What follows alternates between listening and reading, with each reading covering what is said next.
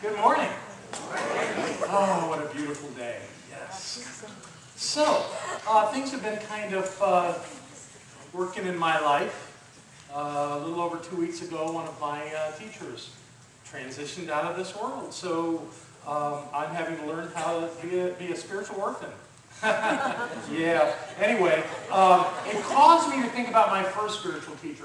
He's not in a body that I know of right now either. At least not the one he had when I knew him.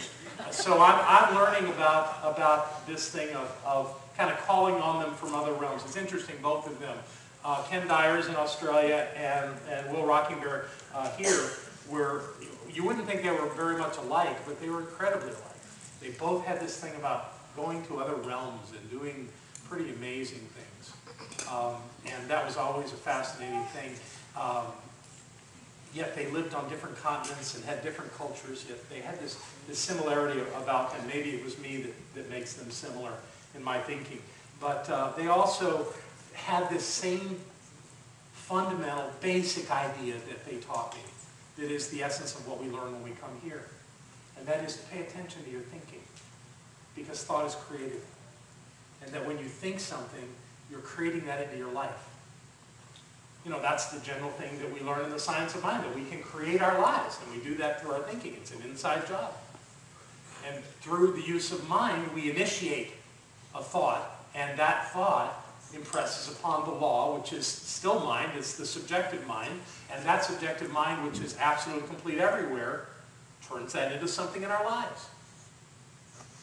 Everything that you've ever experienced in your life, somehow you thought of it. Now, somebody in the room's going, no, I didn't think that at all. Yes, you did. Now, you may not have had the exact thought, but it's sort of, let me give you a little a way to think, to arrange this. You go into a restaurant, and your waiter doesn't care what you get. That's the law. The law doesn't care what you get. But you say to the waiter, I'm feeling kind of blue, bring me something. What's the waiter going to bring you? Because he doesn't care. He's going to go in the kitchen and say, what do we have too much of? What don't people order enough? I'll take that. And then he comes out with this, and you look at this, and it doesn't really interest you. Well, it kind of matches your blueness. That's how it works. Ah, yeah, that's how it works. If you're not clear in your thinking, the universe is going to bring you something, and it's going to match your state of mind. It may not, you may not have thought that specific thing, but there's an energetic connection to what you're experiencing and what you thought. Always.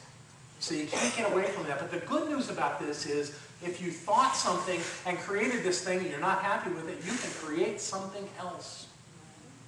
But you have to be paying attention to your thoughts, because often when we think that what we've got we don't want, we start focusing on not wanting it.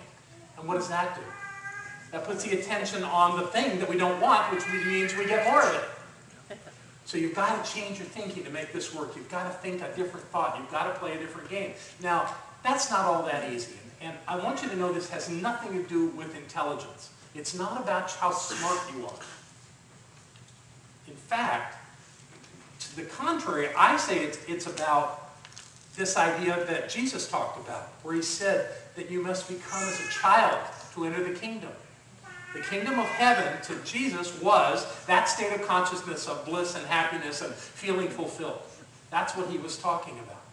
So if you want to get to that place, if you want to enter the kingdom, you must have a different thought. You must recreate your thought in a way that aligns with the thing that you want to experience. But we don't. We worry. We blame. We know exactly why it's not happening in our lives. And it's always somebody else. Or something else. Something outside of us, but it's not.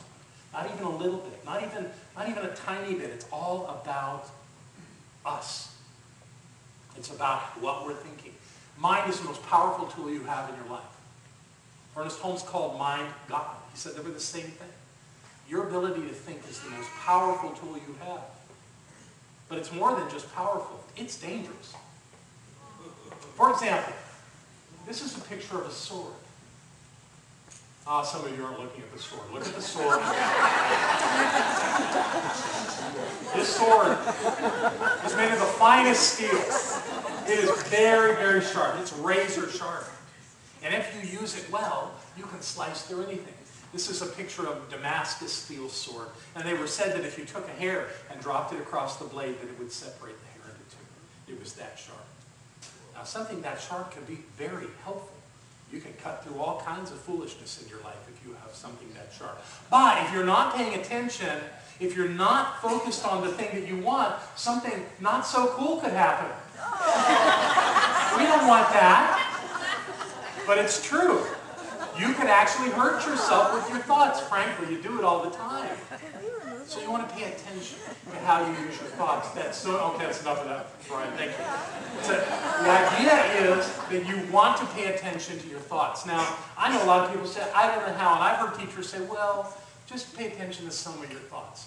I don't want you to fall short here, so I'm going to invite you and encourage you to pay attention to all of your thoughts, to really get into thinking your thoughts clearly in your life, to get into focusing on your first thought in the morning. What is that first thought that crosses your mind? Are you waking up in an expectant way of something wonderful happening, or are you dreading the day?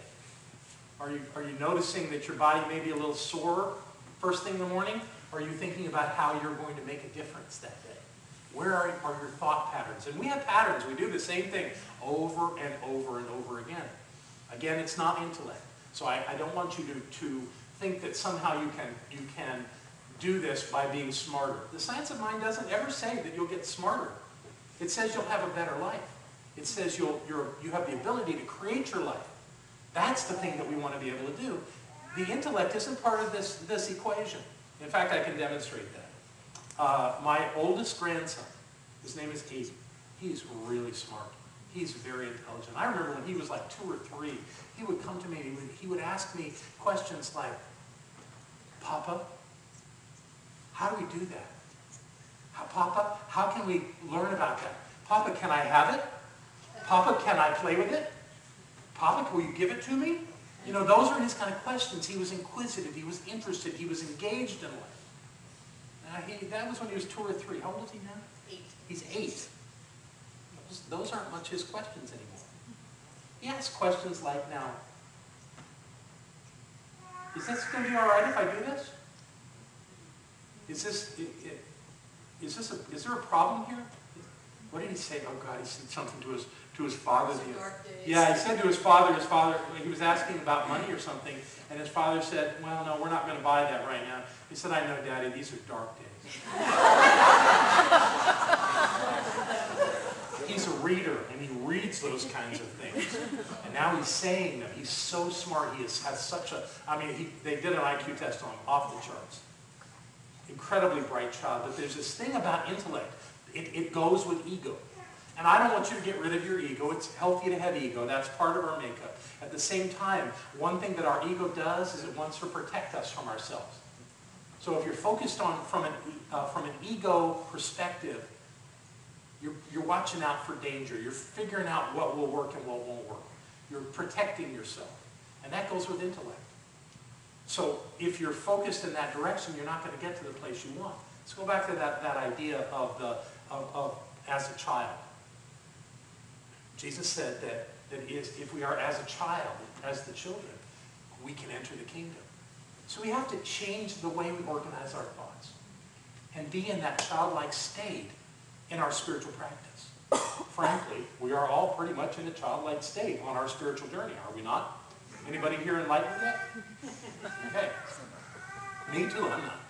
You know, it's like we're just on this path. We're learning our way. We're finding our way through life.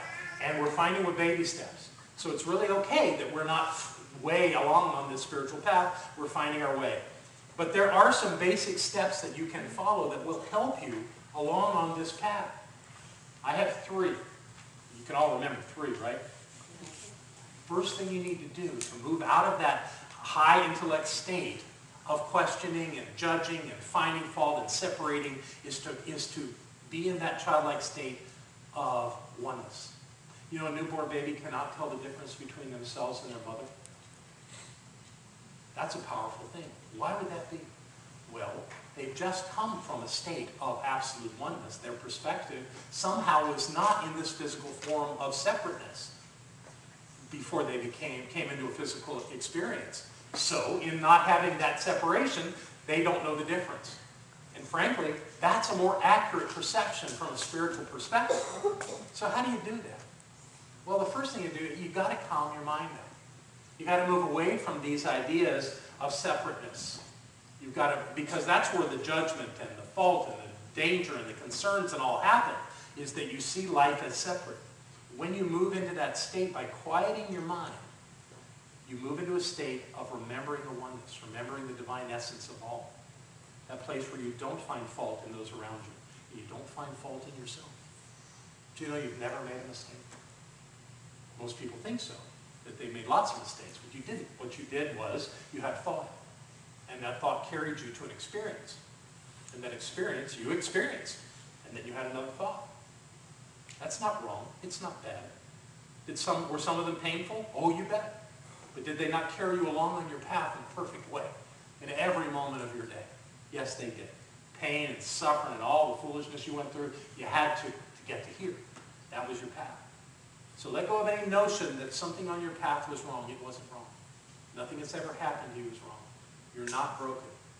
Not even a little bit. You're perfect. You're the presence of the divine. Yeah. And from that place of quietness, where you stop the mind chatter, you can remember that. You can live in that place of oneness. You can remember the truth about who you are, and it changes things. From that place, your mind is free to remember the truth, to move into that childlike state, to experience the oneness, the fact that you and that divine presence in life are not separate. You do not have to beseech a response from something outside of yourself. Everything's happening on the inside. Not the inside of your body, the inside of your mind. And from that place, you can create whatever you like. But you begin with this idea of oneness. That's the first two steps of spiritual mind treatment. It's just moving into a state of remembering who we are, recognizing the truth in our divine nature. And from that place, you can begin to change things. Most people try to change them with their intellect. They try to work it out, work it out, work it out. That's not it. It's in the quietness. It's in that peaceful place of remembering that there's only one. The thing that I've been saying for years here is that our task here is always to remember who we are, to become ever more aware of our oneness of spirit. And when we do that, now we can do something about it. Because from that place of separateness, we haven't got a whole lot we can do. But from the place of oneness, we gain that awareness of who we are in the divine order of things. And we can create whatever we choose at any moment, in any way. Jesus spoke of this in the Gospel of Thomas, and I want you to see these words as I read them to you. When you make the two the one, and when you make the inner as the outer, and the outer as the inner, and the above as the below, and when you make the male and the female into a single one, then you shall enter the kingdom. It's in the oneness. It's in the oneness that we enter the kingdom. And the kingdom is that state of peace. It's that state of knowing. It's that state of creativity.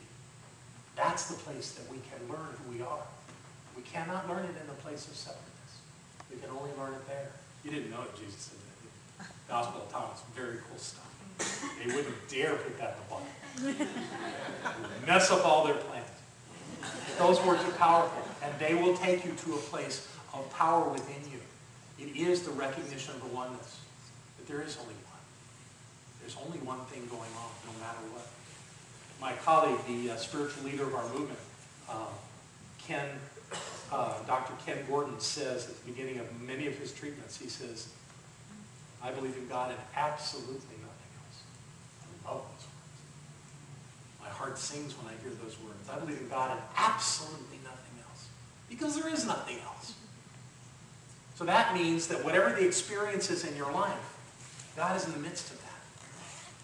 Whatever's going on, whether you like it or you don't, God is in the midst of it. And if you don't like it, work a little harder to see God in the midst of it. And you will. And it won't make you wrong. It will aliven you to the presence. That presence is who you are. So take the time to remember that and live in the oneness. Not by thinking it hard, but by letting all the blocks you have in your life go so that you can have that. Thank you. No. we're going to stay there. Just stay there for a minute. I forgot we had another one in between. So we got step one. Still your mind and remember your oneness as God. That's job one. Beyond that, now it's time to do a little creating. That's when we move into knowing the truth of who you are and what your life is about. What is your life about? Well, it's about something right now, and every thought you've had has brought you to right here. If there's some sense of this isn't quite it yet, if there's something else to accomplish, is there anybody here that has accomplished everything they would ever want to in their life and don't need to do another thing? If so, stop breathing, you're done. Okay, we're all still in the game. So there's still something else. There's something else to experience. What do? You know that that's something. Now some people, they struggle with this because they want to tell you what they don't want. I'm not interested in what you don't want. You already did that. You've already got that thing in your life that you don't want.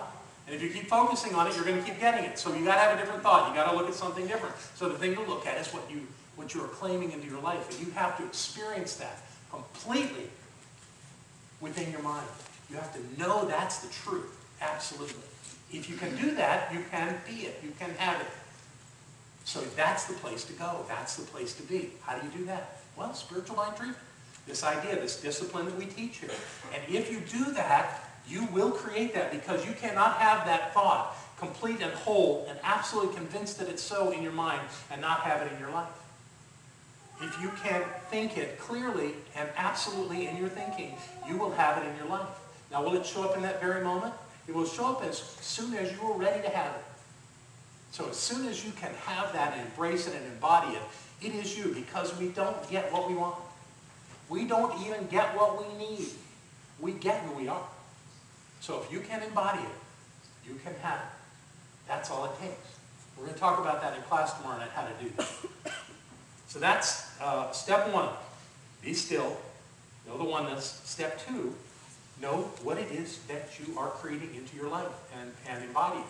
And step three, start over. Begin again. Do it again. Because this is not a one-time deal. You've got to do this the rest of your life. As long as you're in the game, as long as you're living a life, you might as well take the time to remember who you are. You might as well take the time to embrace what it is that you're calling into your life. Otherwise, why are we here? We're an evolving species. And the presence of God is awakening within us. It's already there, whole and complete. Our job is to know it. And when we know it, we can have it. So I'm gonna quit talking here in a minute because we have a meeting and food. And we're going to end here on time today. So I got one more thing that I want to share with you. One of my favorite quotes from the Science of Mind. In chapter 4, Control of Conditions. Many of you have heard this. Nothing is real unless you make it real. Nothing can touch us unless we let it touch us. Refuse to have the feelings hurt. Refuse to receive anyone's condemnation, including your own. In the independence of your own mentality, believe and feel that you are wonderful. This is not conceited as the truth. What can be more wonderful than the manifestation of the infinite mind? If you can live by that, then you can have a kingdom. All of it. It's yours. I love you very much. God bless you.